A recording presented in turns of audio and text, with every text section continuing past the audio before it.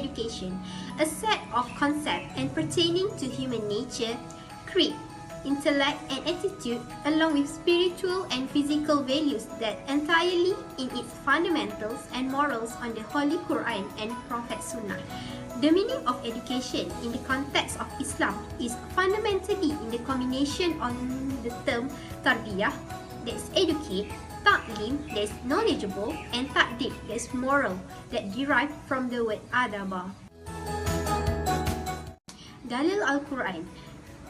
First, education is important in Islam, which derive from surah Al-Alaq ayat 1 hingga 5. Ayat ini memberi isyarat dan perintah yang amat jelas dalam bidang pendidikan. Perkataan Iqra disebut berulang kali oleh Malaikat Jibril kepada Rasulullah, menegaskan supaya umat manusia belajar, mengkaji dan mencari ilmu. Second is difference between people with education and not with education.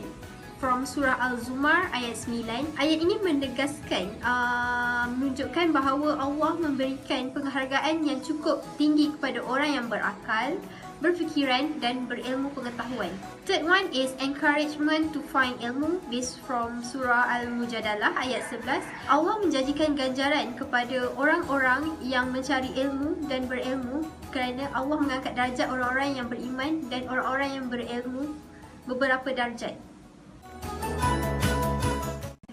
In the context of Malaysia, by the time the British colonial master left in 1957, education for the Muslim became divided into 3 categories, which first is traditional pondok and madrasah education, second is Malay vernacular school, and third is English school. Okay, for traditional pondok and madrasah education, before the period of Western colonization,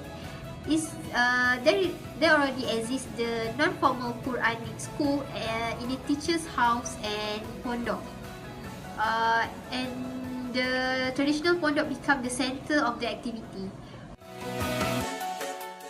For concept of Islamic education, Islam has presented the concept of accountability of deeds in hereafter and the universal philosophy of life. Islam in the discipline or religion created by Allah is the religion of the nature. Accordingly, men being the creation of Allah are free from all kind of defects and faults, which means sempurna.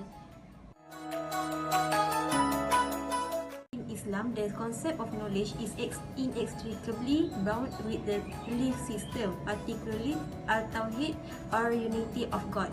In short, Islamic education recognizes the jurisdiction of God Almighty in all disciplines. In fact, God occupies a central court in Islamic education. So, for the concept of Islamic education, from the Islamic perspective, nurture the potential of human beings are intellectual, behavioral, spiritual, and physical. First, tarbiyah. Second, ta'alim, and third, ta'dib. For tarbiyah, it means that educate. It derived from the Arabic word rabba, that means training, guide. It is a continuous, comprehensive process of developing all aspects of our people's character and personality. For ta'alim, it means knowledgeable. By referring to the Radiatul and Muhammad in 2013, Ta'alim is the process of education that is based on teaching and learning. It is about the imparting and receiving of it through instruction and teaching. It applied by educational institutions in Malaysia that start from the kindergarten. The last important terms in Islamic education institution is ta'adib. Ta'adib means moral. It is derived from the roots word of aduba, that means to be refined, discipline, culture, or well manner. It suggests the social aspect of a human being include the process of character development and good social behavior. Principle of Islamic education. The faith in the oneness of Allah and Prophet Muhammad SAW. Knowledge in Islam consists of fardu ain, revealed knowledge, and fardu kifayah, accurate knowledge. Education is a religious obligatory lifetime process from the cradle to the grave. One of the most important elements of human body is the mind of akal. All members of the Islamic society should have equal education opportunities. The principle of education in Islam promotes the combination of knowledge of science and faith in our Islamic education has a holistic Islamic foundations and perspective. Islamic education aims at dealing with the whole individual personality comprised of cognitively, spiritually, psychologically, physical and sociality. To propagate students with high akhlaq and virtue, clean spirit, discipline, firm, accountable, intelligence, honest and sincerity.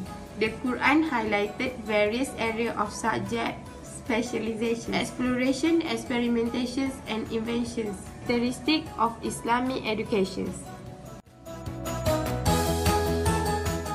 Islamic education at the Holy Prophet Muhammad SAW period. Religious field consists of faithful and worship such as solat, puasa, haji and charity. Behavior education put more emphasis on the moral basis that had been done in the period of Mecca.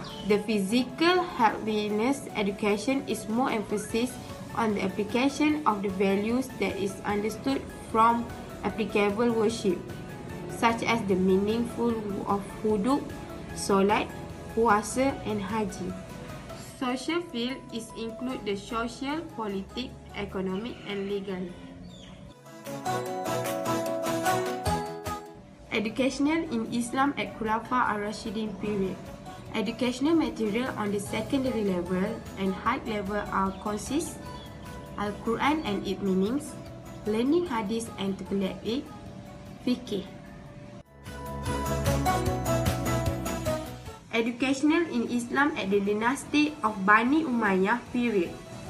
First, aspect of Al-Ra'i group developed the Islamic law by using the analogy, qiyas, if there is a problem that the law and had not been determined. Second, aspect of Ahlul Hadith group more consistent on the ayat literally.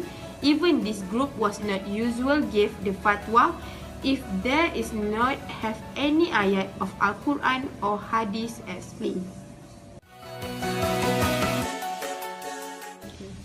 Education in Islam at Banu Abbasiyah dynasty at the first level is to read and memorize it. The specific core of Islam such as wudu, salat and puasa, to write the story of influenced people, to read and memorize the Islamic practice of lyrics, to count and the specific of Nahu and Sharaf. In the middle of education level, they use Al-Quran, the Arabic language and literature, fiqh, tafsir, hadith, exact science, mantiq, astronomy, history, natural science, medical science and music. Level education, there is two faculty. First, faculty of religion knowledge. Second is faculty of language and literature of Arabic. Faculty of religion knowledge are the tafsir of Al-Quran, hadith, fiqh and usul al-fiqh, and nahu or sharaf. For the faculty of language and the literature of the Arabic are chemical, music, geology and astronomy.